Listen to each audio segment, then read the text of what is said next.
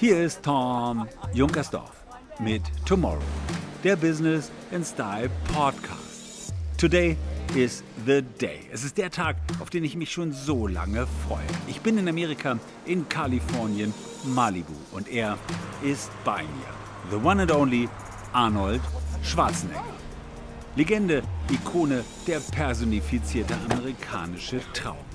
Vor 53 Jahren zog er von Österreich nach Los Angeles, driven by big dreams.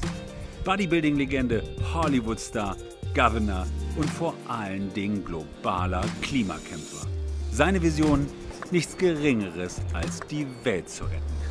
Vom Terminator zum Governator und Visionator. Viel Spaß mit dem legendären Arnold Schwarzenegger. Willkommen bei Tomorrow, lieber Arnold. Also, was willst du fragen? Wir machen das Interview in Englisch. Okay. Weil ich kann mich viel besser ausdrücken in Englisch als in Deutsch.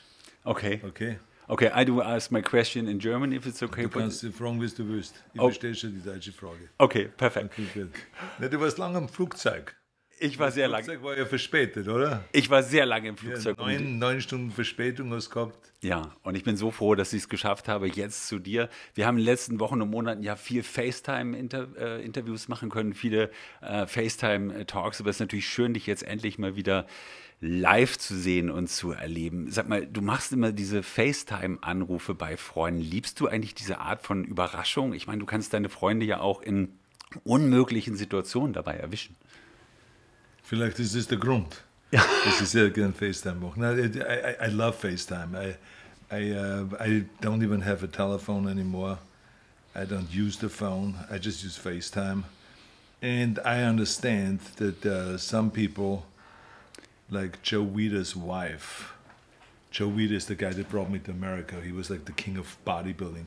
His wife now is like in late 80s. She said to me, I don't want to do FaceTime. Because I look ugly in the morning when you call me. I don't want to do that. I said, Betty, you never look ugly. You're one of the most famous models in the world. And you look still gorgeous. I say, even in your 80s. No, you will never get me on FaceTime. So I understand that there's some people that don't want to do FaceTime.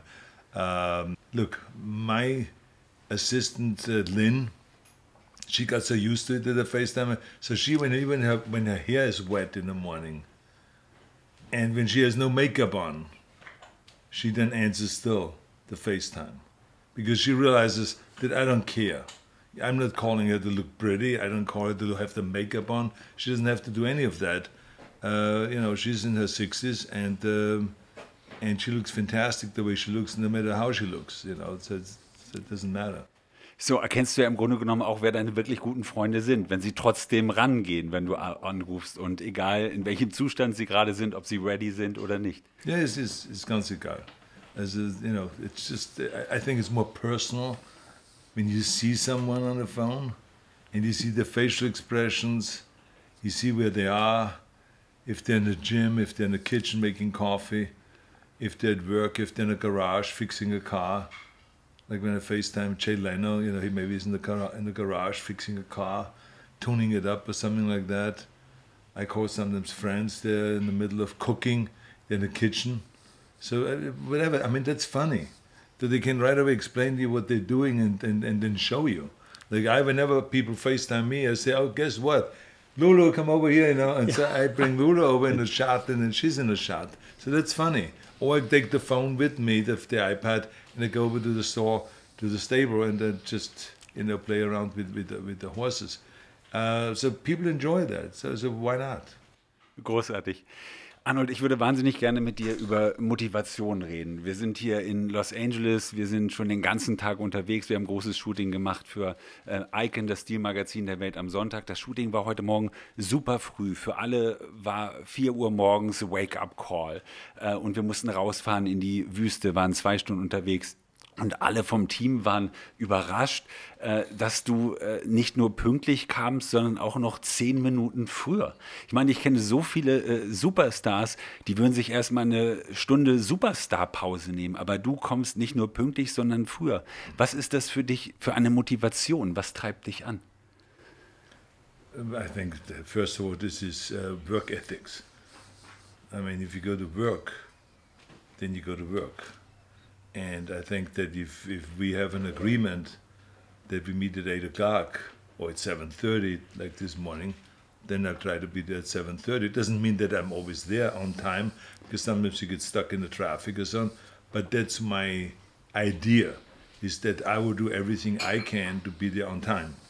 And I also will do everything I can to do my work in the most perfect way. That doesn't mean it's going to be perfect, but I'm trying to be and do my work in the most perfect way and give everything that I have. So that's just my attitude. I think I approached everything in my life like that. It was always kind of, we have this saying in German, wenn schon, denn schon. And I love that, because it says it all. If you do something, then you go all out, or don't do it at all. Don't do anything half-ass. Yeah, I can go and play golf half-ass. I'm a shitty golf player, but this has never been my goal to be a great golf player. But but most of the stuff that I do is I go all out. No matter if it was in the political life, if it was in my bodybuilding life, in my show business life, in business, with my family, with everything like this. I always try to just give everything that I have, and I like to work hard and play hard. That's it. War das bei dir schon immer so, oder hast du das im Laufe deiner Karriere irgendwann auch angeeignet, dass du gesagt hast, ich muss was ändern, und um noch besser zu werden, noch perfekter zu werden, muss ich diese Attitude haben? Oder war das schon Tom, we have talked about it many times because we know each other now for quite some time. It was a upbringing, die Erziehung bei uns in Österreich, im Tal, wo ich aufgewachsen bin, war sehr streng. Und da habe ich das gelernt. Mein Vater hat immer gesagt, du musst dich zu irgendwas verpflichten und dann das machen. Und be useful. Be useful. Das was er gesagt hat. Und so für mich war das ernst genommen. And I lived my life like that. That doesn't mean that I didn't always try to be better. There were times where I felt like I'm even more hungry to do it better. I want to be a better bodybuilder. I want to train harder. I want to train longer. I want to get smarter in food supplements and nutrition. And I want to get better in my posing. And the same was in politics. I went in there to be governor in order to make the state a better state. But then I realized that I didn't know everything. So I had to really speed up and learn. So the capital in Sacramento kind of became like a university for me. It was like every hour I had a meeting, I learned new things. So I was willing, because my mind is like a sponge. I love to learn and I love to absorb and to gain knowledge. And so, I think it's part of the philosophy of staying hungry. Bleib hungrig. Bleib hungrig. Das ist immer das Wichtigste. So I'm always trying to improve, no matter what it is. Du bist ja sogar hungrig geblieben, jetzt in einer Zeit, die für viele schwierig war. Diese Pandemie hat ja für uns alle die Welt verändert, hat unsere Workflows verändert, hat die Möglichkeit, sich frei bewegen zu können, verändert. Viele strugglen damit. Ich meine, wir kennen uns wirklich gut, wir telefonieren regelmäßig. Du bist immer positiv in der Zeit. Selbst diese große Pandemie hat dich nicht runterziehen können. Wo andere strugglen, holst du deinen Esel in die Küche und deinen Pony in die Küche, Whisky und Lulu, und ihr habt Spaß. Wie machst du das? For me, I realize that you can't go through life where everything is a straight 10, where everything is perfect, where the sun is shining every day. That is not reality. The reality is that some days the sun is out and sometimes it's not. Sometimes it's raining, sometimes it's storming, sometimes it's wind howling, and there's, Umwetter. And that's the same in life. That some days are fantastic, and like our day is great. We're working together really great. You bring all these wonderful clothes from Italy and from Germany and dress me up, and I'm on an Icon magazine cover and inside. So that's a great day, and we're going to get a lot of accomplished, so to speak. But tomorrow may be different. So we don't know. So I've gone through times where I was at the height, everything was perfect, and then all of a sudden the doctor would say, you need heart surgery. You need open heart surgery. So then now you have to deal with that. And the same is when, there is an earthquake in Los Angeles, we have to adjust to that. We have to then rebuild. We have to take care of the injured. People will be dead, and we have to take care of that. And on and on. So it's not always perfect. And so I think it's important that we are able to adjust, and to adjust very quickly. When you drive your Volkswagen Beetle up on a nice freeway, you drive with the fourth gear. But as soon as it goes up a steep hill, you have to shift back very quickly. And you shift down. And then you shift down further. And when it gets even steeper, you shift down again. You don't say to yourself, oh, God damn it, I'm so depressed that now there's a hill and I can't get up that hill and I have to shift. No, it is just the way it is. So the same is in life. Those moments come. And so now, because we got so spoiled over the years, over the decades, the economy is going pretty well, with economic growth, with job growth. Houses that were once $100,000 now worth $200,000 or whatever it is, everything is sustained and fine. So all of a sudden we get hit by a pandemic. And now things are a little different.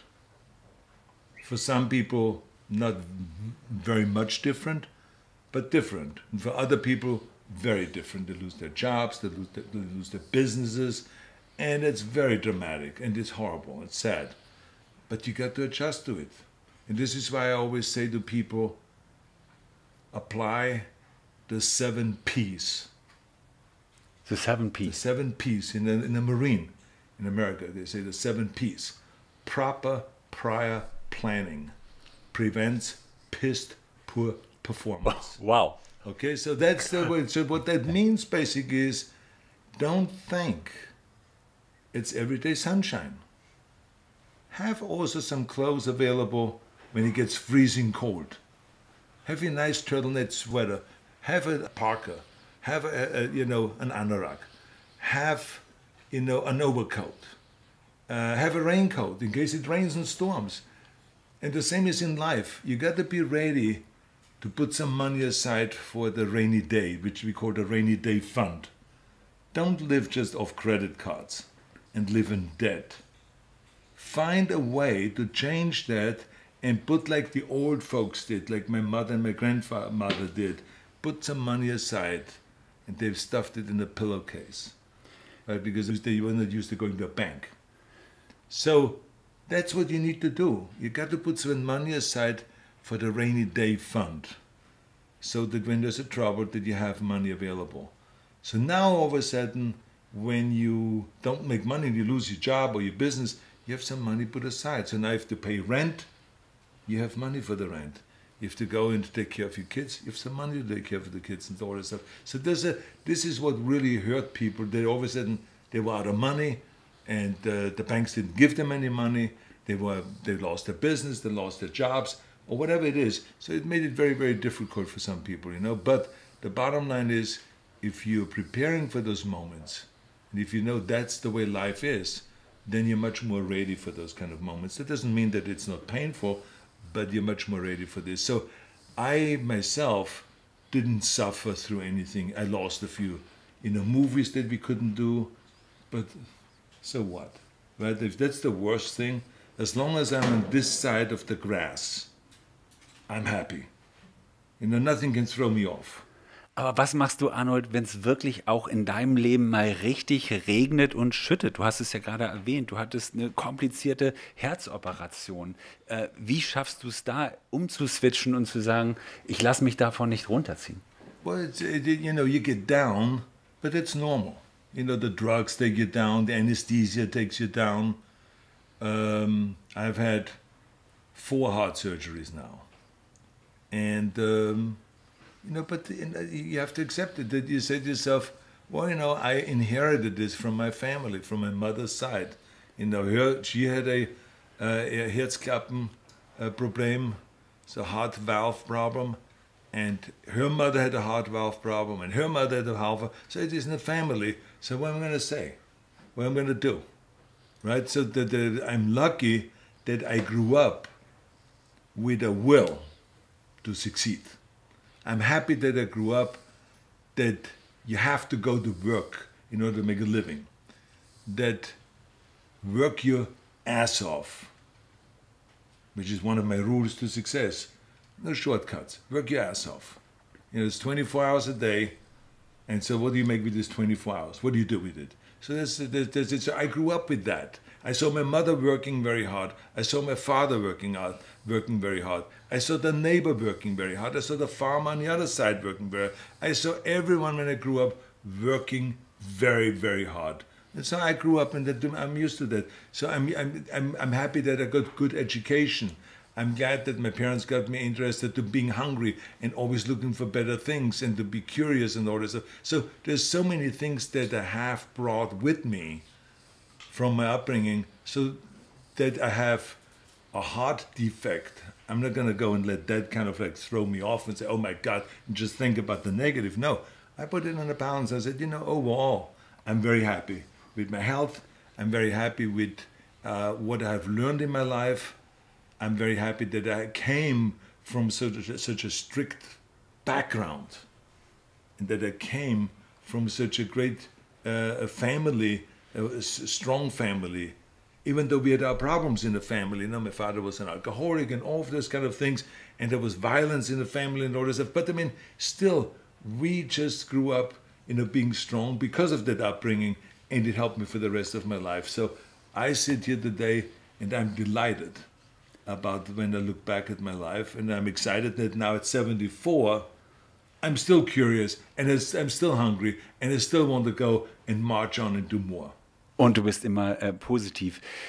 Arnold, du hast gerade bei dem Weltklimaforum in Wien eine bemerkenswerte Rede gehalten. Die ganze Welt redet natürlich im Moment über Nachhaltigkeit, Sustainability, und du hast sehr beeindruckend gesagt, dass die ganze Kommunikation zu diesem Thema eben überhaupt nicht funktioniert, weil sie eben anders als dein Approach nicht positiv ist, sondern ständig negativ, dass die Menschen immer nur negative Botschaften kriegen, und du sagst, auch da muss man positiv denken. Das reicht nicht nur in seinem eigentlichen Leben, im normalen Business positiv zu denken, sondern auch, wenn es um solche großen Themen wie können wir die Welt retten geht, auch da muss positiv gedacht werden. Also was läuft aus deiner Sicht da falsch?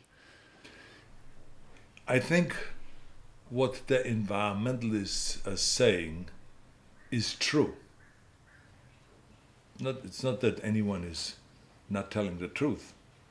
It's just that you cannot bombard people from morning to night with negative kind of news and reports. Because I think that people also need hope. It's the same thing that if someone that weighs 300 pounds and he joins the gym, you don't go and tell this person, you're fucked, you're fat, look at you, what the hell has happened to you? And start really attacking that person. It would be the wrong thing. You would go and say, you know something? I've had 3 clients in my gym. As a matter of fact, just last year, they weighed even more than you did. And they came down to 200 pounds. You know how? Because they were training every day, and they started reducing their food intake. They didn't eat the pizzas anymore. They didn't eat the sweets anymore. And they just stayed, you know, on vegetables and fish products and blah, blah, blah. And so now this person is pumped up. He says, oh, there is possibility there. And so that's what you have to do with the environment. You have to encourage people. You have to let them know also the good news, that while, yes, many nations in the world are promising their people that they're going to reduce greenhouse gases and pollution, and they're not keeping their promises. Yes, this is true. But at the same time, we have to also say, look, there's some countries that are doing a great job. Some states like California, where we literally reduced our greenhouse gases, our pollution by 25%.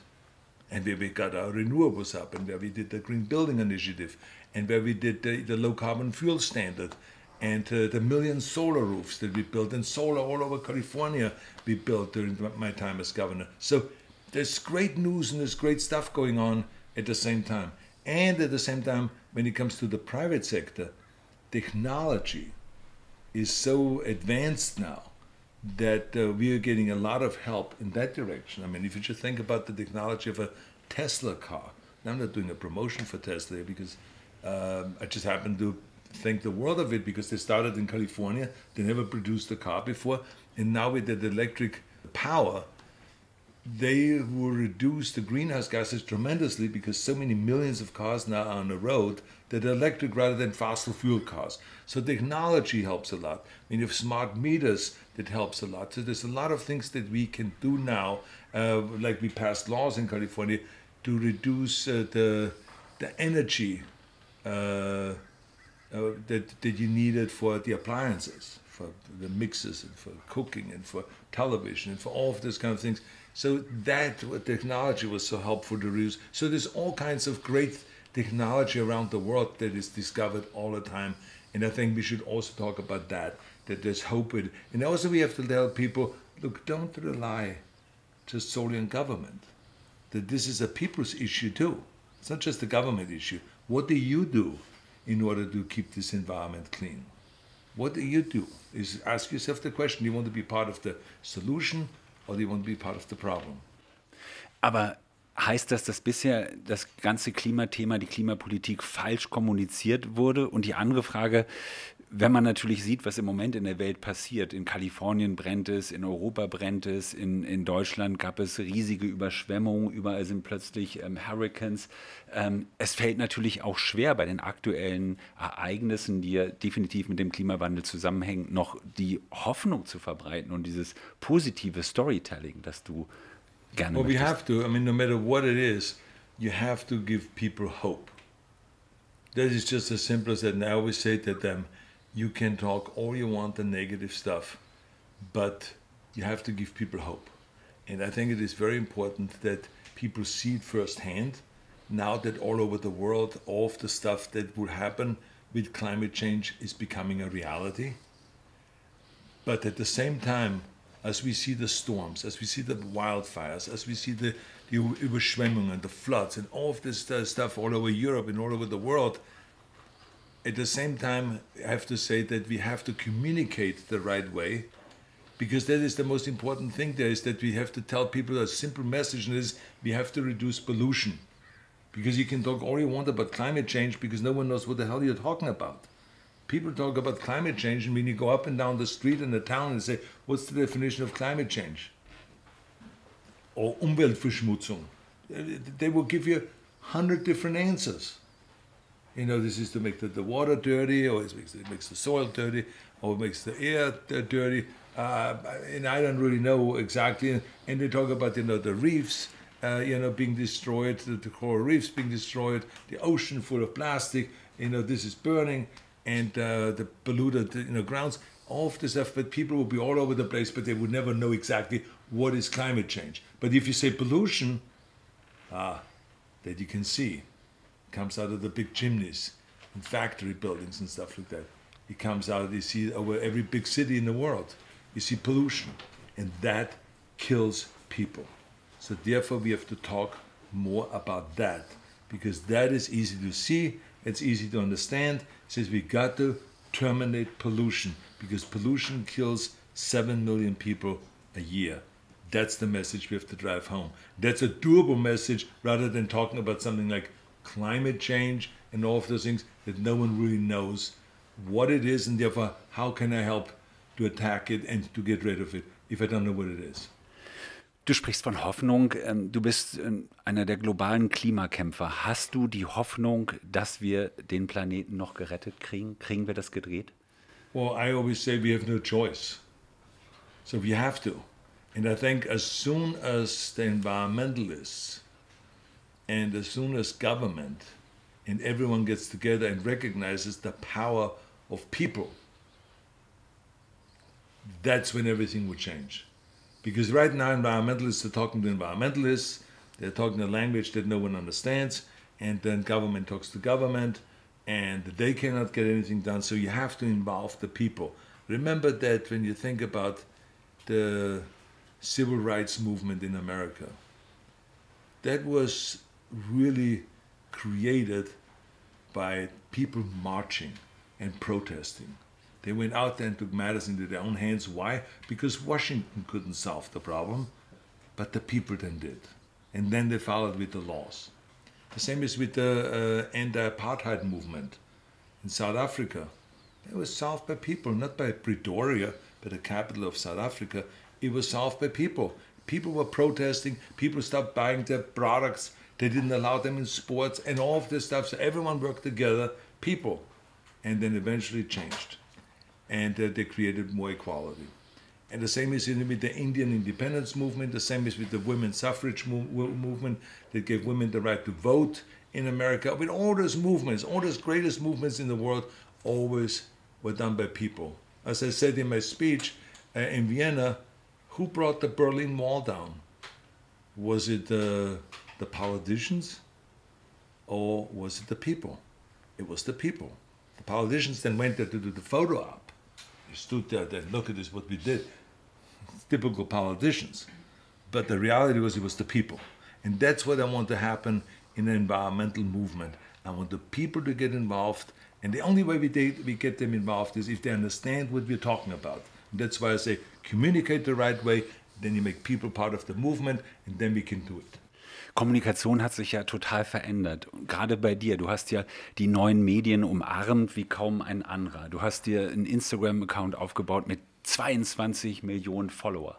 Du machst einen Newsletter, der Millionen Menschen erreicht. Ist es für dich eigentlich eine neue Power, die du auch fühlst und auch eine Verantwortung fühlst, dass du plötzlich direkt zu den Menschen kommunizieren kannst? You know, I have always used every opportunity that I could get a hold of to communicate with the people. Because if you don't communicate to the people of what you have to offer, then you have nothing. You can literally have the best product in the world, Tom, the best product in the world. But if no one knows about it, you're not going to sell one item. And so the same is with everything. We have to communicate with the people if it is about making bodybuilding more popular or making fitness more popular. I went around the world to do press conferences and to do seminars, and I wrote books and booklets and magazine. I was, editor of a magazine, bodybuilding magazine, and wrote my columns and did all of this stuff. It was hard work. Today it's easier because we have social media. So we don't only have to rely on the media itself, but you now add the social media, and a lot of times from the social media, the media copies from that or writes off from that, gets the information from that. So I think it has been very, very useful and very, very ideal for me to have social media and to communicate with my fans and with the world. People that are not fans, it makes no difference. I mean, the idea is that I express myself, I let my ideas come out. If it's about the environment, if it is about the vaccine, if it is about COVID-19 or the Delta strand or whatever it is, my movies, my philosophies, my rules to success, whatever it is, I can directly communicate with the people now through social media. But I still appreciate the great work and the great help that the media has always given me in my life. And I still include them in everything that I do. Heute Morgen, lieber Arnold, waren wir an einem Platz auf einer der größten Solaranlagen und Windkraftanlagen der Welt. Du hast sie mitgeschaffen und überhaupt erst ermöglicht. Du warst Gouverneur von Kalifornien bis 2011. Du bist es jetzt also seit 10 Jahren nicht mehr. Hast du das Gefühl, dass du eigentlich heute ohne ein offizielles politisches Amt mehr Power hast als vorher? Man hat gewisses Power, wenn man in Office ist, wenn du Gouverneur bist. And then you have certain powers that you don't have then, that I have now being out of office. Because I'm not, in politics, I can go and talk very openly to Republicans and very openly to Democrats. And they would tell me anything and everything because they know that I will not go and kind of make announcements about our meetings or about our discussions and stuff like that, so they can trust me, that I'm tight-lipped. So, but that is a real advantage because now I can work with both parties and I can bring them together through our institute, which is the Schwarzenegger Institute at USC, at the University of Southern California.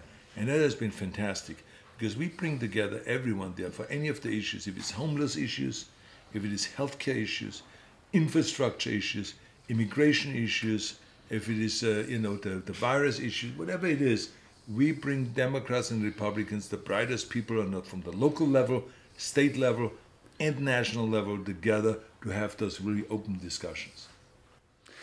Neben all diesen Projekten, die du machst, Klimakämpfer zu sein, Vorträge zu halten, gibt es auch wieder ein Movie-Projekt von dir? Sehen wir dich wieder im Kino oder auf Netflix? Yes, as a matter of fact, we are working on putting together the script for Triplets, which is going to be a sequel to Twins, and it's really well written, and so I'm very excited that within the next few months just start filming that project. And then there's also I have a TV series that I'm going to do next year with Netflix, which is called Fuba. And that's going to be kind of like a takeoff of True Lies, where I'm a secret agent and we have a family, but they don't know about it. And then the conflicts that come in because of that, and all kinds of fun things and great surprises. So we are working on that right now. That will also shoot.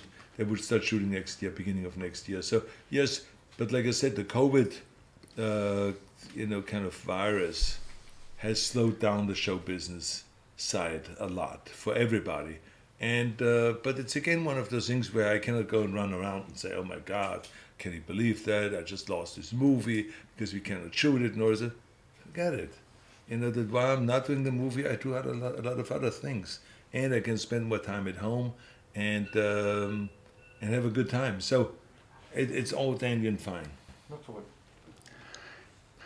His shoulder looks good. But the people should know that they're watching this Frank Fassner that is shooting this is very, very jealous. He's very jealous of Tom's deltoids. Because when his deltoid sticks into the shot, then he's really worried about the deltoid. He thinks that Tom's deltoids are much bigger than Frank's. So, I mean, that's what this is all about. Okay, I don't want to get involved here. I don't want to go, ich will mich da dazwischen einmischen oder irgendwas. Also, das ist das Problem momentan. Lieber Arnold, die letzte Frage. Du bist jetzt 74 Jahre alt. Wenn du auf dein Leben zurückschaust, auf alles, was du gemacht und erreicht hast in deinem Leben, welchen Businessrat würdest du heute deinem 20-jährigen Ich geben? My rules. It's just very simple to just tell people that no matter how old you are, doesn't matter if you're 20 or if you're 40, the opportunities are still available today as they always were, if you work your ass off and if you have a very clear vision of where you want to go. That's very important. You have to have a very clear vision. Du musst genau wissen, auf in die Richtung, dass du gehst. Wo du hingehst, was dein Ziel ist. Das ist sehr wichtig, weil sonst you're drifting around and you don't know where to end up. So this is not going to work. Then you also have to know that if you have big visions and big plans, that there will be a lot of people that say, you will never make it. This is crazy. You're just fantasizing. Don't listen to the naysayers. So those are the important kind of things. And shoot for the top. Don't shoot for anything small or medium or this. Just shoot for the top because eventually you will figure out how far you can go. A guy can only lift 500 pounds if you try 500 pounds. If you try to go only to 400 because you're afraid to lift the 500, you will never make the 500. And you will never know if you could have made it. So therefore, always shoot for the stars. So that's the thing. And don't look for a plan B. There's only a plan A. Plan A and plan B should be to make sure that you do to follow through with plan A. That's it. Thank you very much. Sure. It was a great pleasure. All right. Watch your deltoids. Okay.